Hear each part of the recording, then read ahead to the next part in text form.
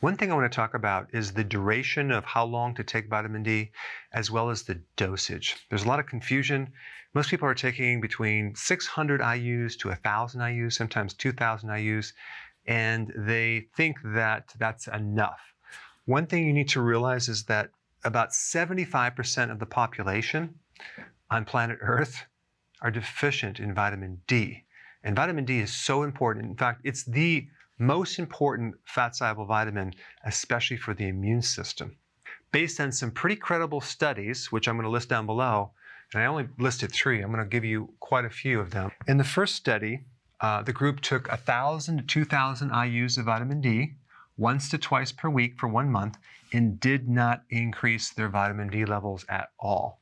Second study took 1,000 to 2,000 IUs, and it took 4 months to elevate their vitamin D. And in the third study, it took 3 months to achieve just the normal level of vitamin D by taking 1,600 IUs of vitamin D. And I just had a call from a lady on my live show who was taking 50,000 IUs of vitamin D for weeks, and it did not even increase her levels. So the question is, how could you be that deficient if you're taking so much vitamin D? The first thing to know is that it takes a lot longer than you think to fix a vitamin D deficiency. It could take months. The second thing to know is that there are various things that prevent the absorption of vitamin D. One is your gut. If your gut has damage, you're not going to be able to absorb vitamin D too well. Also, your age greatly influences your ability to absorb vitamin D, not just from dietary sources, but from the sun. The color of your skin also influences your ability to absorb vitamin D.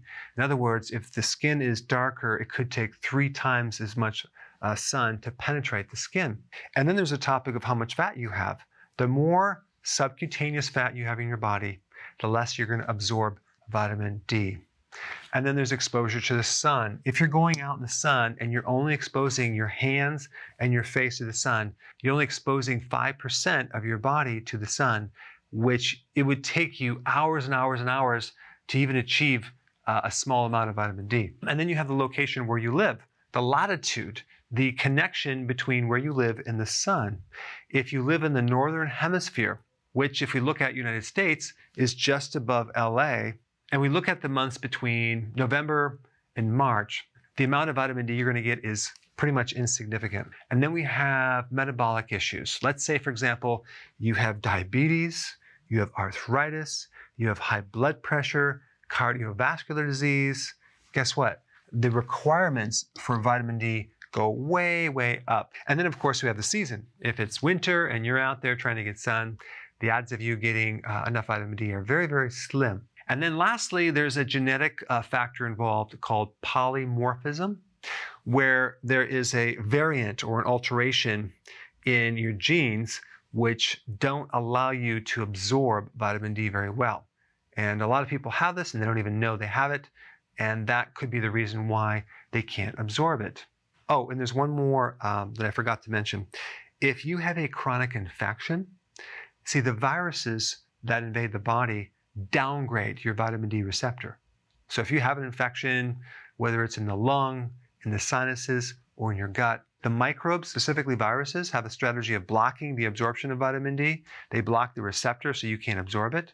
It's a survival mechanism. And the white blood cells that are fighting the virus need vitamin D desperately, so they're going to suck up that last little bit of vitamin D that you have. So as you can see, there's a lot of factors involved with the absorption of vitamin D. How much vitamin D would I recommend? 10,000 IUs per day as a maintenance. And I mentioned this plus if there's an autoimmune issue involved. And you're going to need much higher amounts of vitamin D with magnesium, B6, and zinc. And there's a couple other things that you can do.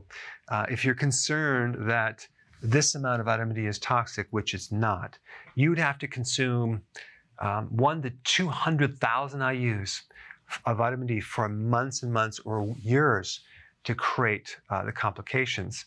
And the biggest complication from vitamin D toxicity is hypercalcemia. That's too much calcium in the blood, because that could lead to kidney stones. One way to even minimize the risk for that would be to drink 2.5 liters of water per day. That way, you avoid a super concentration of calcium in the kidney, so there won't be any calcium forming in the kidney. Another way is just to avoid calcium in supplements as well as cheese. That way, there's no calcium to go into the kidney and form as a kidney stone. All right, guys, thanks for watching. Hey, we're back. With another amazing recipe. No grains, no sugar, Totally keto. there's no suffering in keto. Absolutely not, Karen. And it's an immune system builder. Absolutely. You have to check this I out. think you should hurry up, watch the recipe, and make it yourself. It's just so easy to be keto. But is it simple? It's super simple. We hope you enjoy making it as much as we are enjoying eating it.